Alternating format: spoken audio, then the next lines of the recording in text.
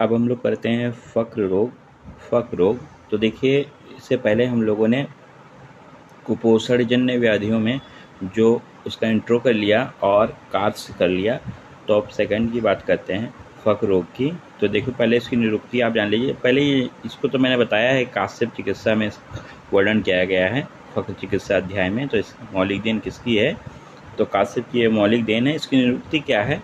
तो फक्ति निचो गच्छति इति फका, मतलब फक शब्द की उत्पत्ति किससे हुई है? फक धातु से हुई है, और जिसका अर्थ होता है शरीर में स्वस्थ का क्रमशः नीचे जाना, मतलब गिरती अवस्था, अर्थात run down condition of body. तो आप ये निरुक्ति याद कर लीजिएगा, फक्ति निचोर गच्छति इति फका, या हिंदी याद कर लीजिए, फक शब्द की उत्पत्ति फक धातु से हुई है, जिसका अर्थ होता है शरीर का जो स्वास्थ्य होता है, शरीर में स्वास्थ्य, वो क्रमशः नीचे गिरता जाता है। गिरती अवस्था को run down condition of body कहते हैं। ठीक है।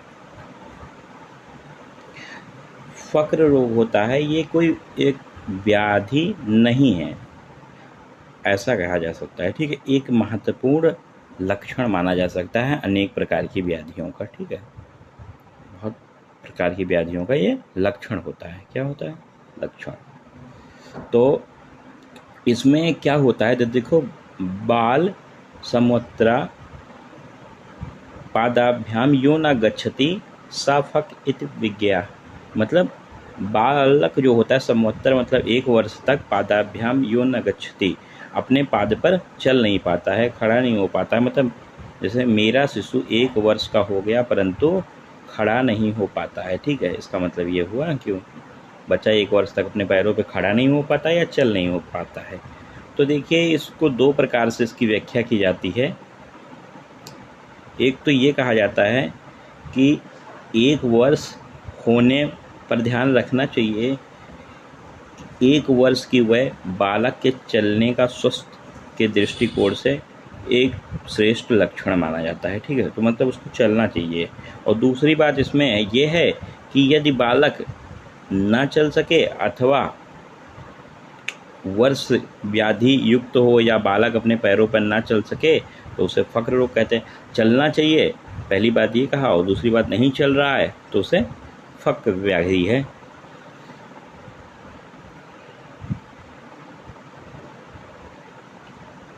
देखिए, इस तरह जब शिशु की चलने की शक्ति का ह्रास हो जाता है, नहीं चल पाता है, तो उसका कारण कुछ भी हो, लेकिन उसे क्या कहते हैं? फक कहते हैं। और इसमें निदान की बात करें तो आचार्य काश्यप ने निदान के आधार पर इसको 3 प्रकार से वर्गीकृत किया है कि क्षीरज फक हो सकता है, गर्भज हो सकता है, व्याधिज हो सकता है। तो इन्होंने 3 प्रकार से बताया, लेकिन आचार्य वाग्भट ने क्षीरज फक्र जो इन्होंने बताया है, उन्होंने जब एक्सप्लेन किया है, तो जो बाल शोष आगे एक्सप्लेन किया है, उन्होंने बाल शोष को क्षीरज फक्र के समान ही लक्षण उसके वर्णन कर दिए हैं। और परिगर्भिक का वर्णन जब किया है आचार्य वाग्भट ने, तो उसके लक्षण जो मैच होते हैं वो गर्भज फक्र से मैच होते हैं।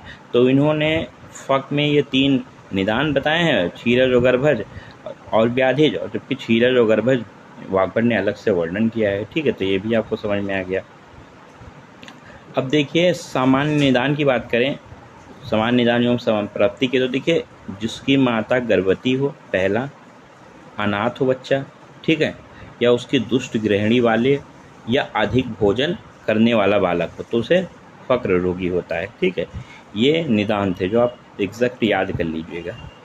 अब देखो, क्षीरज फक्र कैसे होता है? तो क्षीरज मतलब नाम से ही पता चला है, क्षीर से हो रहा होगा। अब क्षीर किसका? माता का पी रहा होगा। तो देखो, फक दूध या श्लेष्मिक दूध या माता का दूध श्लेष्म दोष से दूषित हो, मतलब फक दूध कहलाएगा या श्लेष्मिक दूध कहलाता है, या माता का दूध श्लेष्म दोष से दूषित होता है, उसका अगर बच्चा पान करता है तो उसे क्षीरज फक कहते हैं। इसमें क्या लक्षण दिखेगी? तो बच्चे में कृशता होगी और उसके अनेक व्याधियों का उस पर आक्रमण होगा और अंत में उसे फक तत्व की प्राप्ति होती है। ठीक है।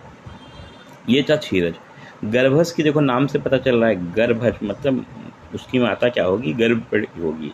तो देखो, निदान क्या है? गर्भणी माता का दुग्ध शीघ्र कम होने या बंद होने से, मतलब जब माता गर्भणी हो जाती है तो उसका दुग्ध या तो शीघ्र बंद हो जाता है या शीघ्र कम हो जाता है। तो इससे क्या होता है बच्चे के अंदर, तो उसके अंदर बच्चे के अंदर क्षीणता आती है और मृत्यु होती है। क्षीरते मीरते वापी सफक गर्भ पीड़िता। तो इसमें देखिए ये ज़्यादा कुछ इम्पोर्टेंट नहीं है, इसको नहीं पढ़ना है। तीसरा देखिए व्याधिज। तो व्याधिज में क्या होता है, देखो व्याधि के स्वरूप। तो देखो इसमें क्या हो सकता है, निज और अगुंतज आदि रोगों से अनाथ बालक में क्लेश होकर उनका मांस बल, ठीक है, और उनकी धूति मतलब उनका चमक कांति क्षीण हो जाता है। तो उस बालक के स्पिच होता है, बाहु होता है, जंघाएं होती हैं, वो सब सूख जाती हैं, शुष्क हो जाती हैं, और उदर पर सिराएं, उदर सिर एवं मुख बड़े हो जाते हैं। सबसे सूख जाएगा तो जो पेट होगा और उसका सिर होगा, मुख होगा, वो बड़ा बड़ा सा दिखाई देने लगेगा, ठीक है। ये थे व्याधिज में। तो इसकी चिकित्सा बताई है, देखो आचार्य काश्यप ने। चिकित्सा क्या है, तो सब शोधन कर्म। शोधन कर्म में क्या करवाना है, तो सर्वप्रथम स्नेहन और फिर विरेचन करवाना है। देखिए फक्र रोगी होता है, उसको सर्वप्रथम कल्याणक घृत से, षडपल घृत से या अमृत घृत का पान कराएं, और फिर स्नेहन हो जाए तब तो 7 दिन बाद रोगी को त्रिवृत क्षीर से कोष्ठ का शोधन कराएं, ठीक है, और फिर ब्रह्मी घृत का पान कराएं, और रसना मधु पुनर्वा एक पर्णी एरंड सौंप दाक्षा पीलू त्रिव्रत द्वारा पकाए गए क्षीर को भी प्रयोग करा सकते हैं। अब बाल चिकित्सा की प्रयोग करेंगे। तो देखिए बल्य चिकित्सा में जैसे मांस हुआ, यूस हुआ, इन सबसे संस्कारित दुग्ध को साली अन्न के साथ मिलाकर नित्य उसको सेवन करवाएं, ठीक है। देखो रसना मधु आदि औषधियों को यथाविधित घृत तैल एवं दुग्ध या मांस को 2 बार संस्कारित करके प्रयोग कराएं तो सभी रोग नष्ट हो जाते हैं। दोषानुसार तो कफ की अगर प्रधानता है तो उसमें दुग्ध में गोमूत्र मिलाकर और पथ्य से रोग दूर हो जाता है, ठीक है, अगर ये कफ प्रधान है। अगर इसमें वात रोगी है, वात का संसर्ग है, तो बालकों में बस्ती, स्नेहपान, स्वेदन उर्वर्तन करवाना है, और सुखकारी सैया, ठीक है, और आसन और बस्तियों का प्रयोग करवाना है। देखिए अभ्यंग क्या करवाना है, तो अभ्यंग में होता है राज तेल, ठीक है, राज तेल। अभ्यंग के लिए बच्चे के लिए क्या होता है, राज तेल। और राज तेल कैसे निर्माण होता है, वो ये विधि लिखी हुई है कि एरंड आसुमती बिल्व आदि 10 पल ले लें, फिर यो कोल, ठीक है, यो कोल कुलथ एक प्रस्त ले लें, फिर जल 4 द्रोण ले लें, फिर उनका क्वाथ बना लें। चतुर्थांत जब शेष रह जाए तो 1 प्रस्त उसमें तैल और 1 प्रस्त दधी के साथ उसका क्वाथ कर लें, फिर पुनः पका लें, ठीक है, फिर तैल सिद्ध हो जाए तो उसको सुरक्षित रख लें। ये किस में प्रयोग आता है, तो बंधुत्व में हुआ, पंगुत्व में हुआ, ये सब नाशक होता है, ठीक है।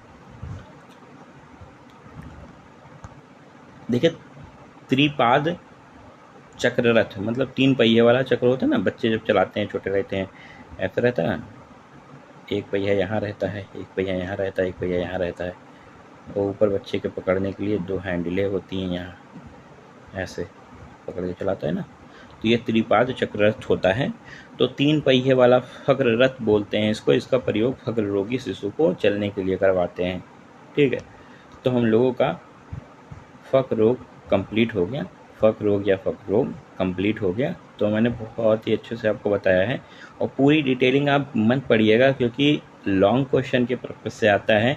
तो या तो पूरा करके आएगा, कुपोषण करके, कुपोषण जन्य व्याधियाँ, तो भी आपको लिखना होगा पूरा। तो इसमें बहुत ही कम चीज़ें आप छोटे छोटे पॉइंट ले पाएंगे, लेकिन अगर सिर्फ फक्र रोग करके आता है तब भी जितना मैंने बताया इतना अगर लिखते हैं तो भी लॉन्ग क्वेश्चन कंप्लीट हो जाएगा। पूरा आप लिख भी नहीं सकते हैं, और पूरा पढ़िएगा, जो इम्पोर्टेंट है वही पढ़िए, वही लिख के आइए, तो आपका कंप्लीट मैंने।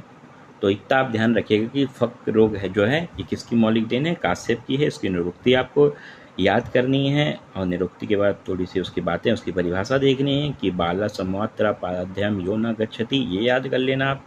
और फिर इसके निदान के आधार पर 3 प्रकार के वर्गीकृत है, क्षीरज, गर्भज और व्याधिज।